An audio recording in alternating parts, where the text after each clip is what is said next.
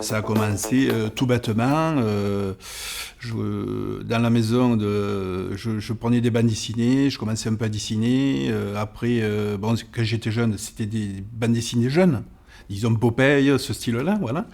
Et après, en grandissant, j'ai jamais arrêté. Et j'ai continué mon cheminement sur l'art tout seul. Donc peinture, surtout la peinture à l'huile à l'époque. Donc voilà, je me suis lancé et j'ai commencé à 18 ans à faire mes premières expositions. La peintre-sculpture, c'est le mélange de la sculpture de la peinture, en gros. Et donc, les toiles que j'utilise, j'en utilise plusieurs à la fois. Et il y a des superpositions de toiles, c'est-à-dire des toiles sur des toiles, plus le métal, il peut y avoir du plexiglas aussi, et la peinture.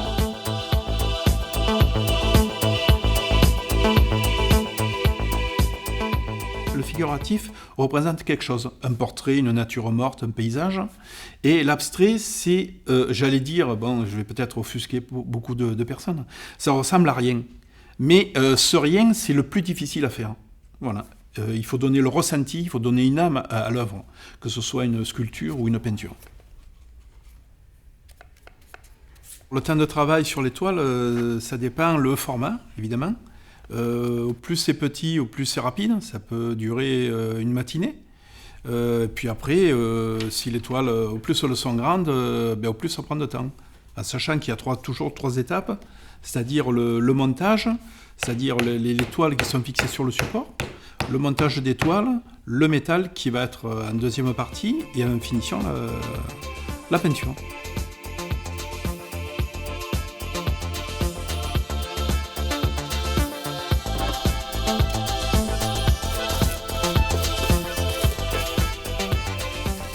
Au début, quand je faisais la peinture-sculpture, le métal ne dépassait pas les toiles. Il était uniquement à l'intérieur. Et bon, après, j'ai eu vite fait le tour. Au bout de quelques mois, bon, ça va, quoi. Et j'ai essayé de faire sortir le métal de la toile. Et ça a marché. Donc, je me suis dit, on va continuer. Et puis après, ça s'est amplifié. Et maintenant, je peux couvrir des murs complets avec une seule œuvre. Voilà, ça peut faire. Il n'y a plus de limite. Et c'est ce qui m'intéressait parce que je voulais aussi que l'art ne reste pas confiné dans les châssis classiques carrés, rectangulaires. Voilà, je voulais qu'il prenne sa liberté, quoi, son envol.